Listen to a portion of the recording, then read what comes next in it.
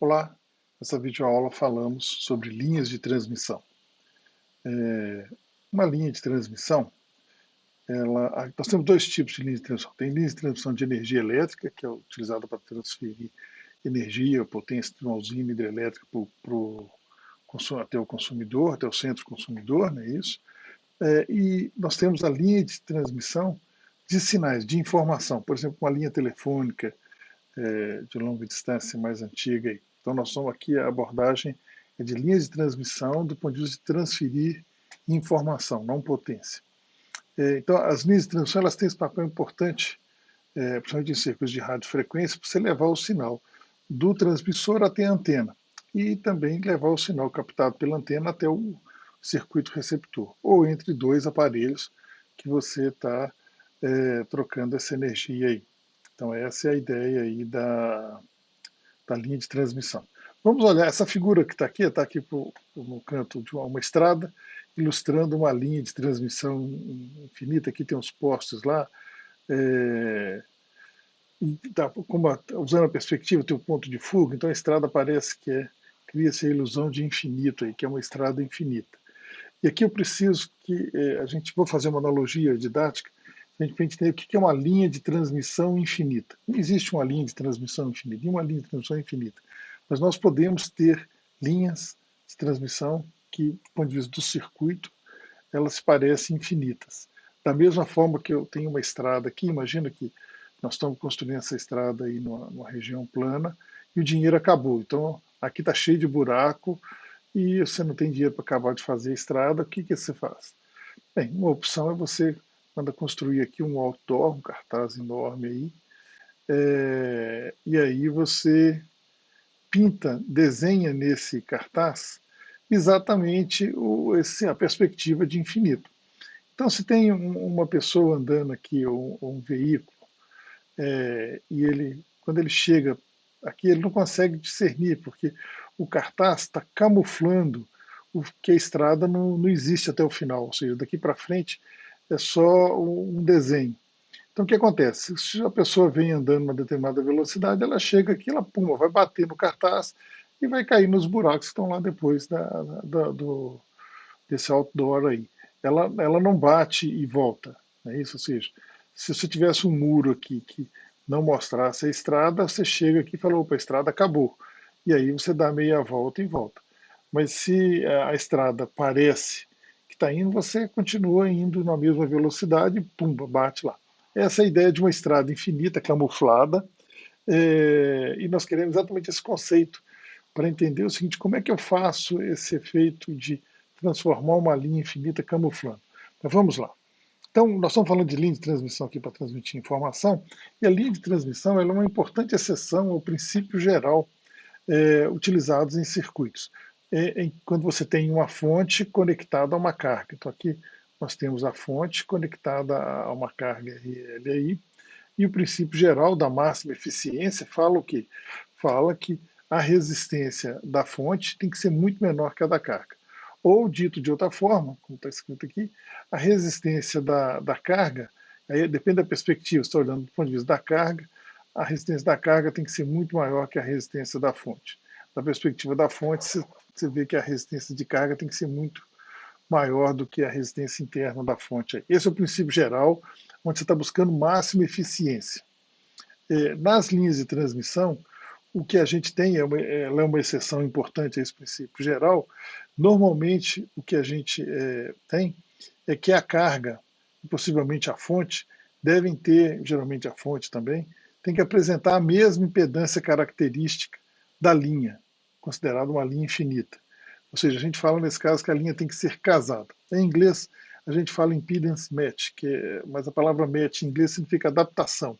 Em português, traduz-se casar. Ninguém casa com a pessoa igual a ela mesma, mas você faz uma adaptação.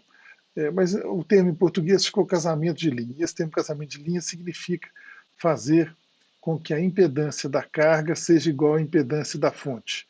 Ou, no caso de você ter uma linha de transmissão, essa linha de transmissão vista pela fonte vai ter uma impedância que a gente chama de impedância Z0. Se essa linha for considerada infinita sem perdas, ela vai ter uma impedância Z0, que é um valor ômico, Nós vamos ver mais à frente que esse valor é raiz de L sobre C.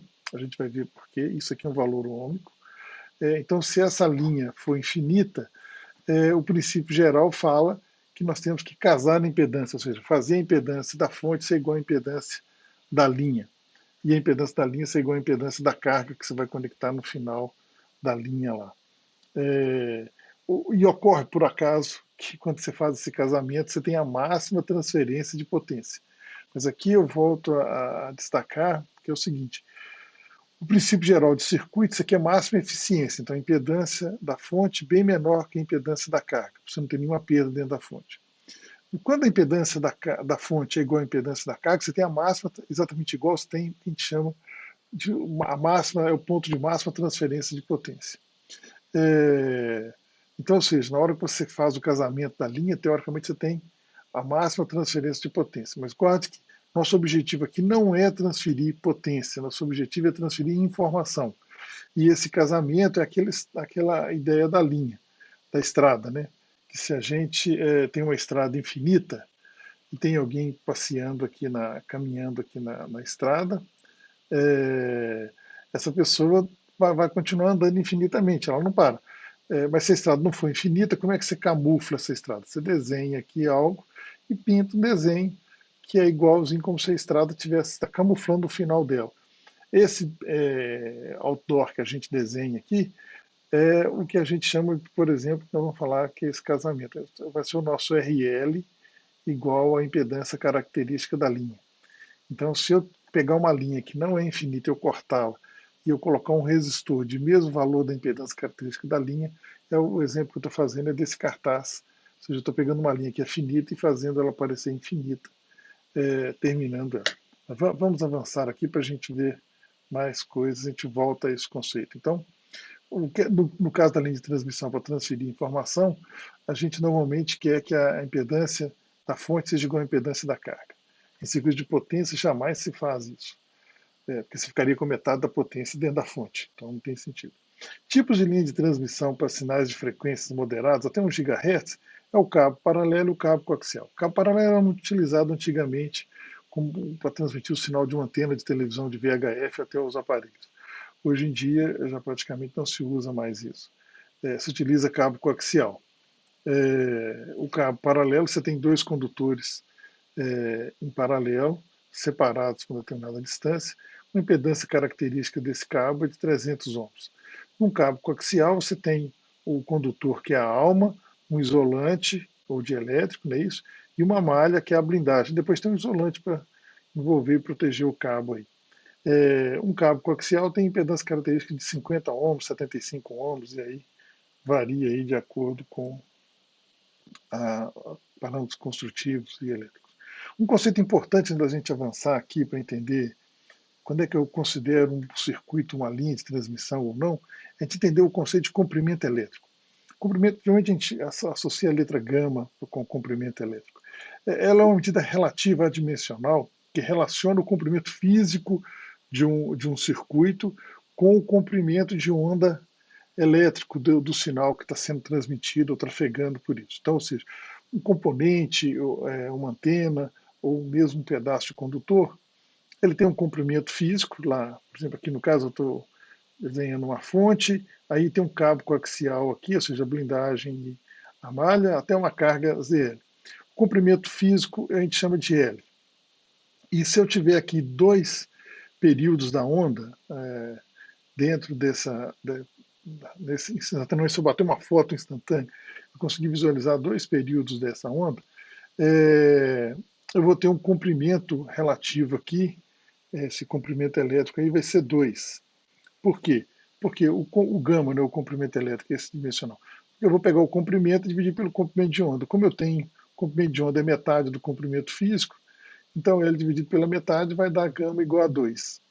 Então eu digo que essa linha aqui, nesse caso, quando eu tenho essa relação entre o comprimento de onda elétrico, o comprimento de onda elétrica é a velocidade dividido pela frequência, não é isso? Se pensar numa equação, distância é igual a velocidade. Velocidade. Vamos voltar aqui. Distância é igual a velocidade vezes tempo. é isso?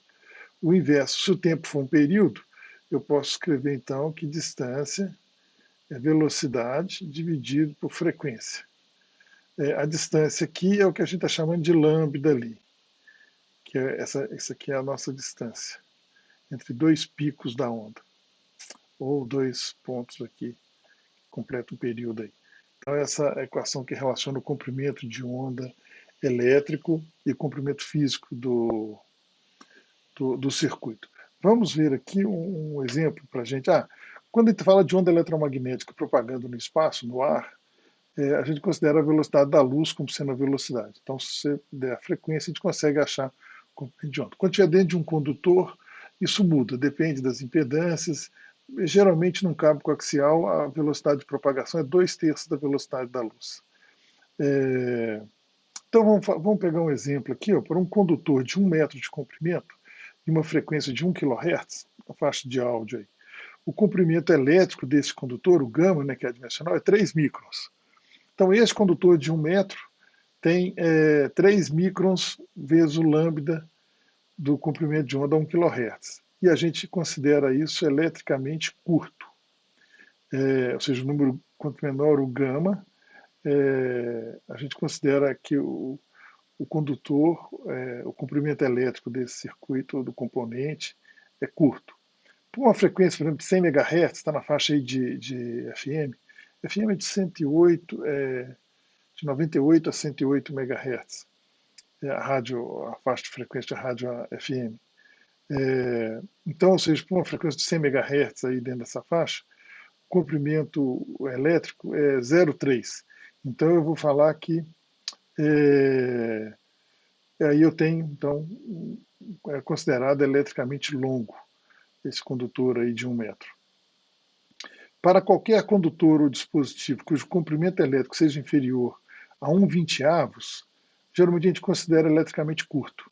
Então a dimensão é, se o comprimento elétrico é 1/20 do comprimento físico, eu vou considerar. Mas tem exceção, porque depende das impedâncias e tal. Então, por exemplo, até um gama 1/50, ele de repente pode não ser considerado eletricamente curto.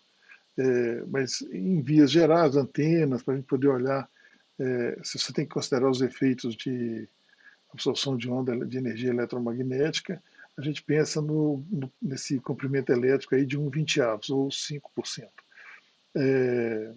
Mas no caso de descasamento de impedância, isso aí pode ser até 1/50, pode ser. Então tem que olhar essa coisa no contexto que está sendo feito. Circuitos eletricamente curtos são, em geral, totalmente descritos pela teoria de circuitos de parâmetros concentrados. Então, por exemplo, quando a gente tem fazendo a análise de um circuito com motor, se as frequências são em torno de 60 Hz, nós vamos ver no próximo slide que 60 Hz tem um comprimento elétrico aí de 5.000 quilômetros. Então, assim, o comprimento de onda de um sinal de 60 Hz é 5.000 quilômetros. Então, assim, qualquer circuito, 1 metro, 1 quilômetro, é considerado parâmetro concentrado, porque ele é eletricamente curto.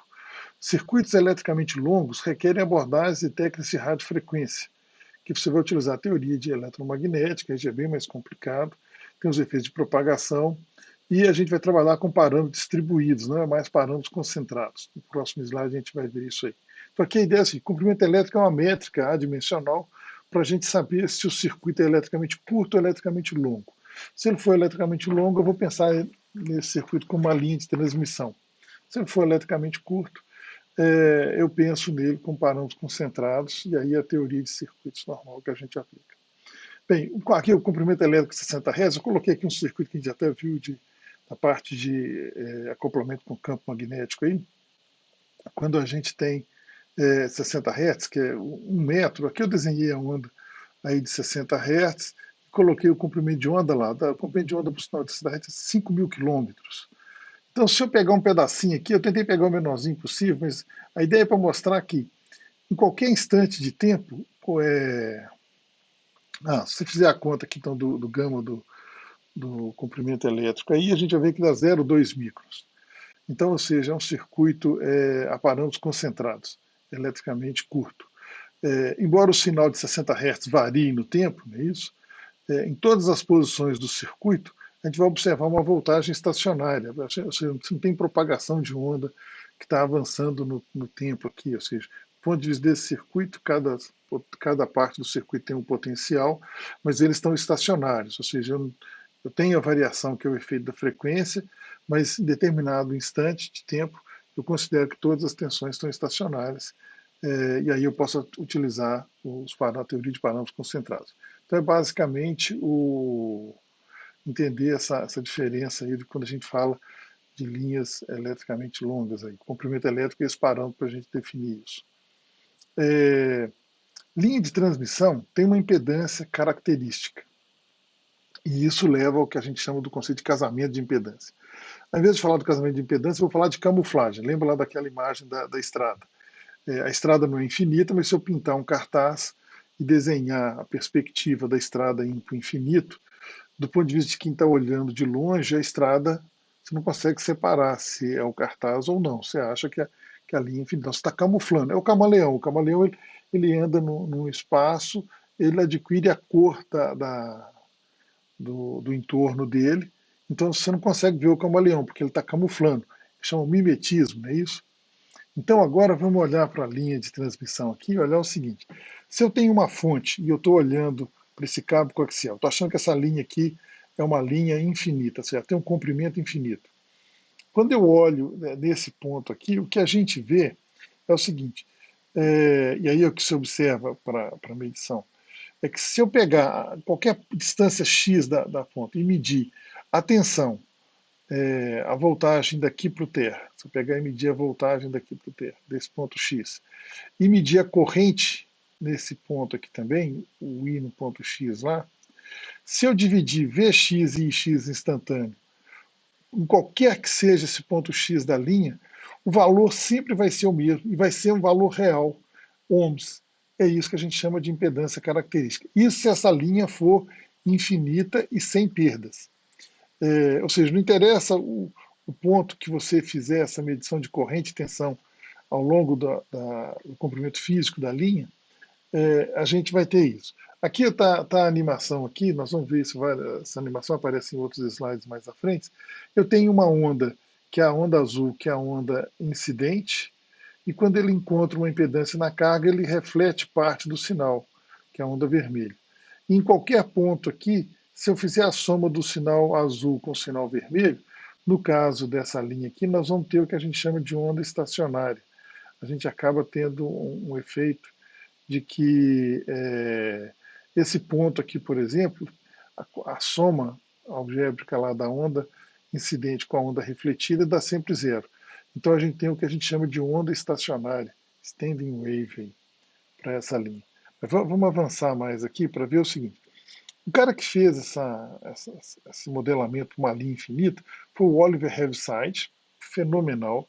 Ele teve uma ideia de pegar uma linha que é finita, aí ele cortou um pedacinho dessa linha, que está aqui, corta um trecho dessa linha, e ele substituiu esse trecho, ele imaginou um circuito que é uma capacitância em paralelo, uma condutância, uma resistência em série e uma indutância em série.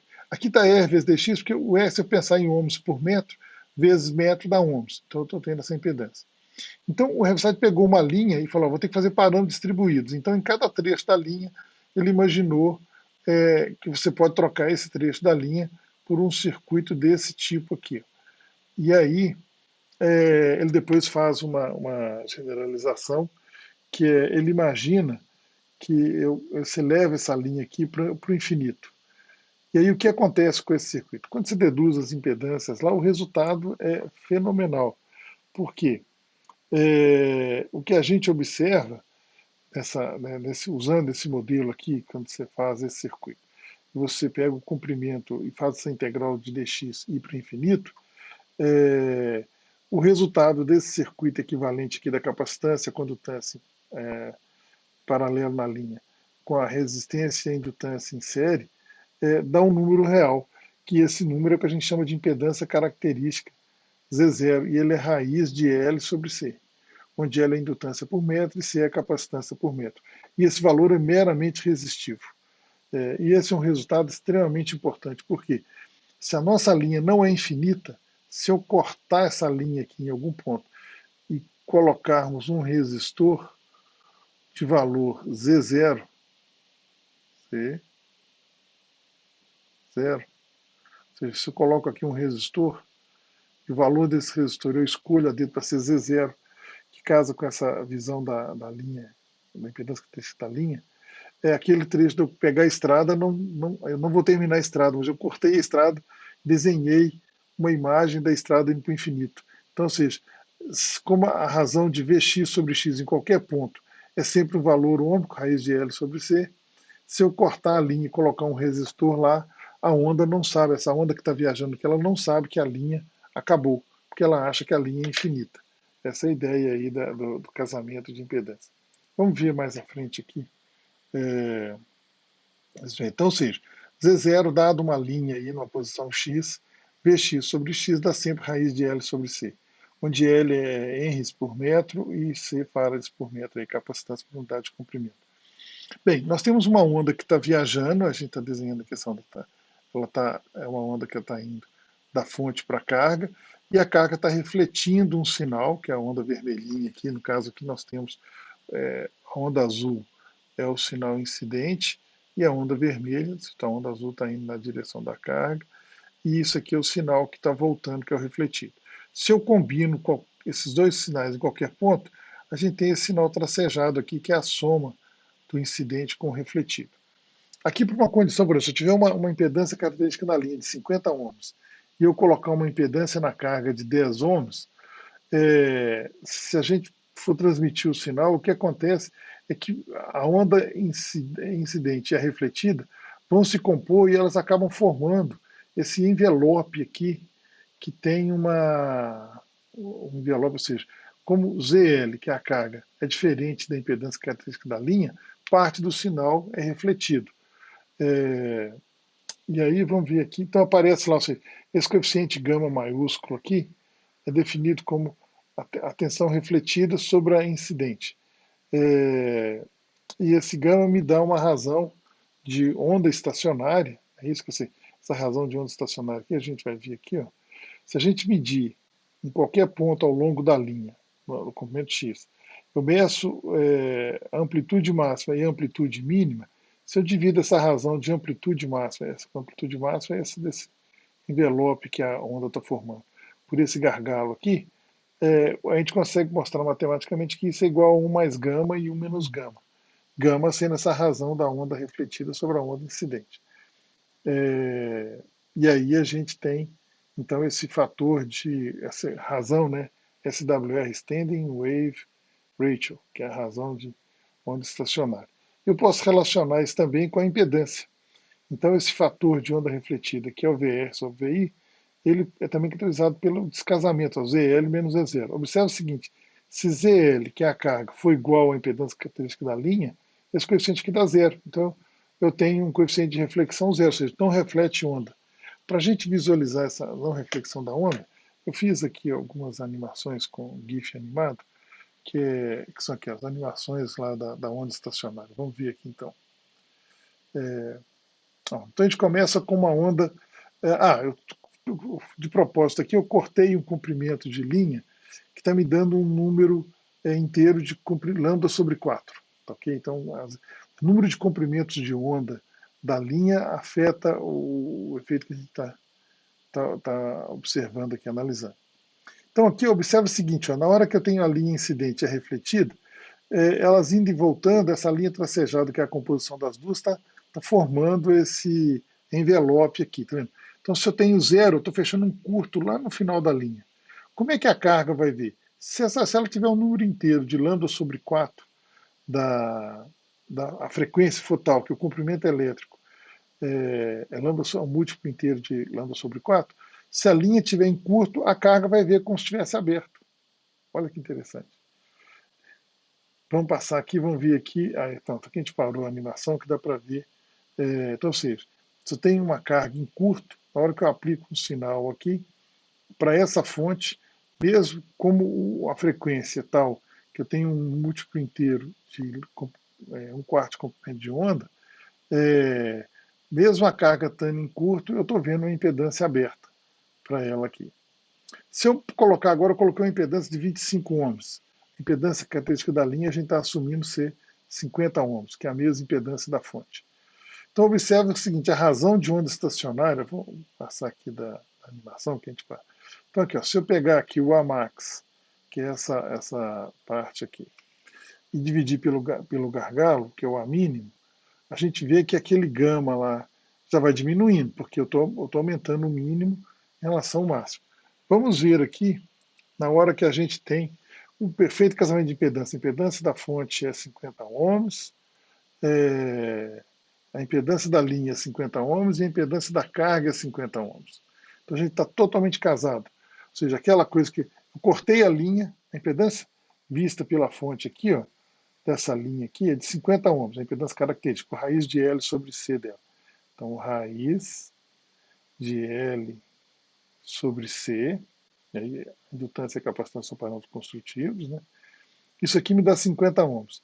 Então, essa linha, quando eu olho aqui, se eu colocar 50 ohms lá, eu peguei essa linha que não é infinita, mas como eu coloquei um resistor de 50 ohms, ele acha que é, daqui para frente,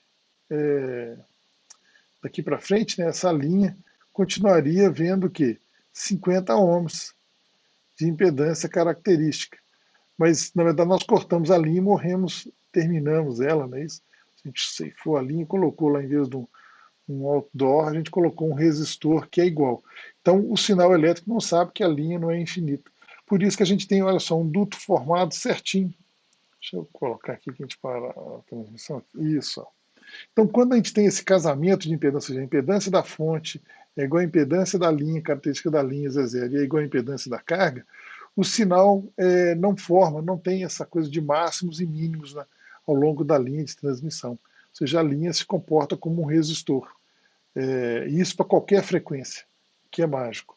Então, essa coisa de casamento de impedância, a gente casa a impedância, não é para transferir máxima potência. A gente casa a impedância para a linha parecer que é um duto suave, que não tem onda estacionária parada na linha aí. E que é o desejável, porque aí eu consigo transmitir a informação.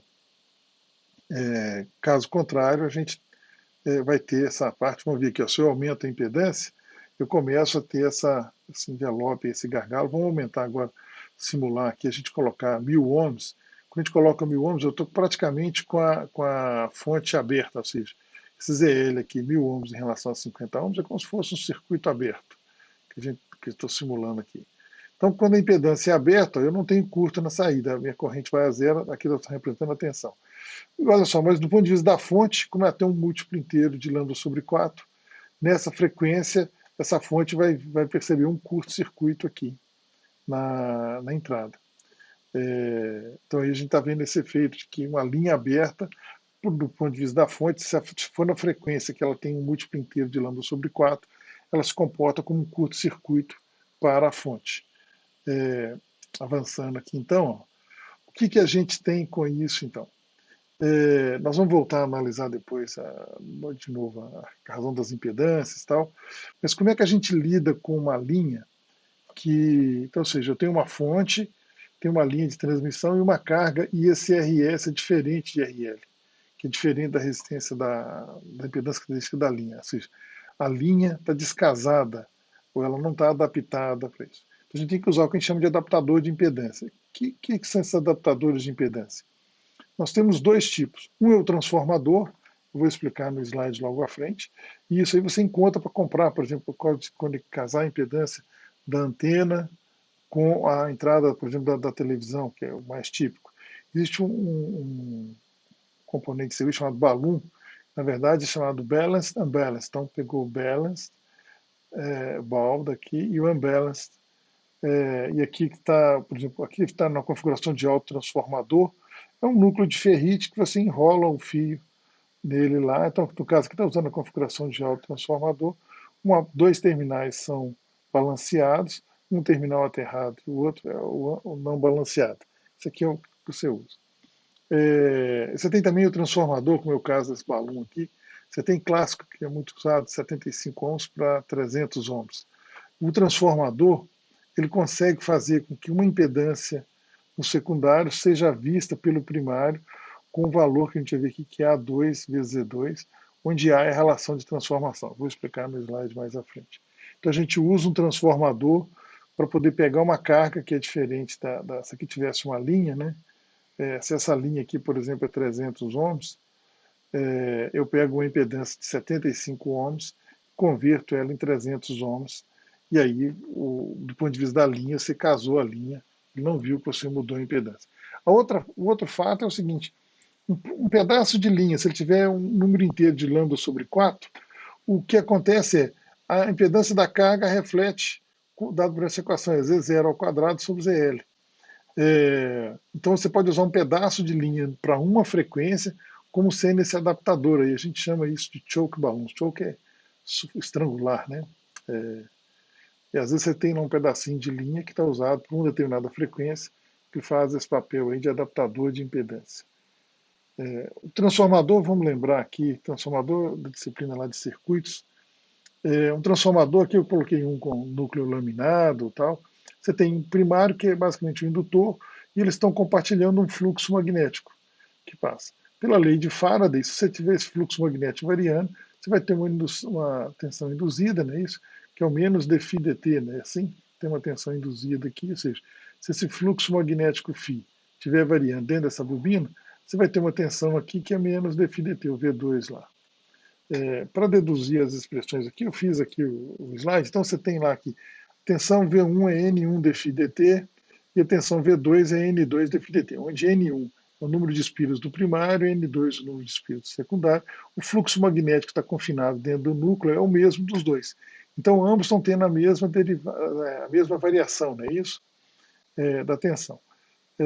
Então se a gente fizer igualar essas equações aqui, eu tenho que a potência, considerando que a potência do primário é igual à potência do secundário, ou seja, o transformador é sem perdas, aí eu posso escrever aqui, então, que V1 vezes I1, que é a potência do primo entregue no primário, é a potência que eu vou extrair no secundário. Eu tenho que V1 sobre V2 e I2 sobre I1. E nós temos aqui também, ó, se a gente separar aqui o dφ dt, não é isso? Eu tenho aqui V1 sobre N1 vai ser igual a V2 sobre N2, né? Isso porque eu vou cortar o dφ aqui. E aí a gente tem essa expressão. Então, V1 sobre V2, considerando que não tem perda de potência, e a gente chama essa relação entre V1 e V2, ou o número de espiras do primário pelo número de espiras do secundário, de A, que é a relação de espiras aí. Então, a gente substituindo os valores aqui, a gente chega nessa equação, de onde a gente consegue agora, eu consigo colocar aqui, encontrar a relação, né, de qual que é a impedância vista aqui pelo primário. Vai ser a tensão V1 dividido pela corrente I1. É isso, essa é a impedância vista no primário. A impedância do secundário é exatamente o V2 dividido pelo I2, que é essa tensão aí. Substituindo esses valores aqui na expressão, ou seja, V1 sobre I1, aqui eu sei que V1 é A vezes V2, né? Isso aqui, ó, A é igual a V1 sobre V2. Então eu sei que V1 é igual a V2. Então, se Z1 é V1 sobre I1, eu substituo V1 por AV2. Está aqui. E I1, eu tenho a relação aqui com A também. A igual a I2 sobre I1. Então eu venho cá e faço a mesma coisa, substituo I1 por I2. E aí a gente chega nessa relação de transformação, de que a impedância vista pelo primário, Z1, é igual à relação de transformação entre as espiras ao quadrado. Vamos ver um exemplo aqui para a gente ver isso. Ó. Se eu tiver um transformador de 120 para 12 volts, aqui no caso é um transformador da rede elétrica, tá? Não é transformador lá para os sinais de informação, não, só para facilitar aqui a coisa. Se eu tiver uma impedância de 4 ohms aqui, qual que é a impedância vista no primário? Bem, se eu tenho 120 por 12, eu tenho então um A que é 10, que é a relação entre as tensões, o número de espiras, né? Ou seja, eu tenho 10 vezes mais espiras no primário que no secundário. Mais ou menos o que está desenhado aqui, um fiozinho mais fino, mais grosso lá. Então eu sei que esse meu A aqui vai ser 10 ao quadrado dá 100. Então a minha impedância Z1, ou seja, a impedância vista aqui no primário, ela vai ser 100 vezes a impedância que está conectada no secundário, que no caso vai ser 400 ohms. Essa é uma ideia. Se eu quiser transformar 75 ohms em 300 ohms, basta eu calcular a relação de espiras aqui para que eu transforme 75 ohms em 300 ohms. ou vice-versa, né? Depende se eu quero casar uma linha. Aí está a ideia do transformador e uma revisão bem breve para a gente fazer isso. Um segmento de linha equivale a um transformador de impedância para uma determinada frequência. Então vamos ver aqui. Se a linha tiver para aquela frequência um comprimento, um múltiplo inteiro de lambda sobre 2, eu sei que a impedância da carga vai ser igualzinha à impedância na entrada. Aqui está um exemplo. Ó. Se eu tiver um curto-circuito lá na saída, ele vai aparecer como curto-circuito na entrada. Se eu tiver um múltiplo inteiro de lambda sobre 4, o que a gente tem é uma relação de a impedância característica ao quadrado dividido pela impedância ZL. É isso? Então, por exemplo, se o meu ZL for igual a Z0, eu vou ter Zin igual a Z0. Mas se o meu ZL for infinito, eu vou ter um Zin que é igual a zero. Então, se aqui está aberto, ó, eu vou ter aqui o zero, um curto-circuito. Se eu tiver um curto-circuito na saída, Z0 igual a zero, eu vou ter um circuito aberto aqui na entrada. E aí a gente pode fazer esse ajuste aí para determinada frequência. Um pedaço de linha funciona como um transformador também. Aqui vamos olhar agora. Aqui eu estou comparando um circuito com. Vai aparecer aqui, ó. Eu tenho a fonte com impedância de 50 ohms, uma linha de impedância de 50 ohms com um número inteiro de lambda sobre 2. Ou seja, cortei a linha num comprimento para a frequência escolhida, que ela tem um múltiplo inteiro de lambda sobre 2 aí. Quando a linha está casada, ela não tem diferença no envelope aí de onda estacionária. E aí vem o seguinte, uma linha de transmissão deve ser casada, pois neste caso transfere-se o sinal, por exemplo, pulso por uma carga sem reflexão. Ou seja, quando você faz a impedância da carga ser igual à impedância da linha, igual à impedância da fonte, o sinal passa e enxerga tudo como um resistor. Então a gente obtém essa impedância da linha casada em qualquer frequência igual a Z0, não é isso? O que a gente tem que ser em baixas frequências, quando o comprimento de onda lambda é muito maior que o comprimento físico do cabo, né, ou seja, a gente estaria teoricamente num comprimento curto. Você não tem necessidade de casar a linha. Por quê? Os parâmetros são concentrados praticamente. Desde que a sua capacitância da linha seja compensada, porque mesmo uma linha curta, ela vai ter uma certa capacitância.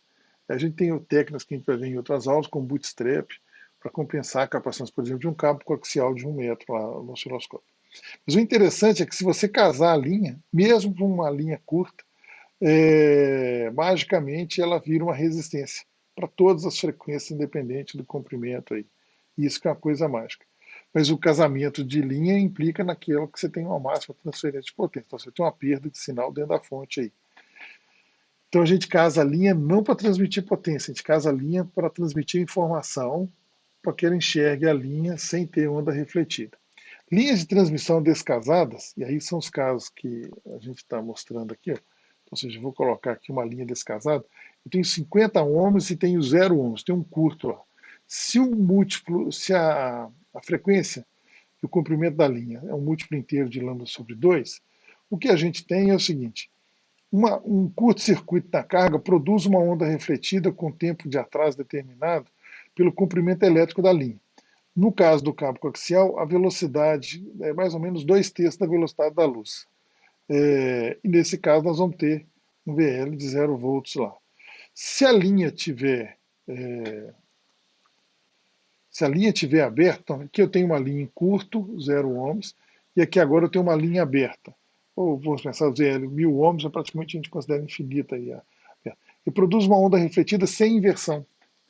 Então o que acontece? Quando chega na fonte, a fonte parece que está aberta. Isso se ela tiver um múltiplo inteiro de lambda sobre 2. Que é o caso aí então do ZL infinito.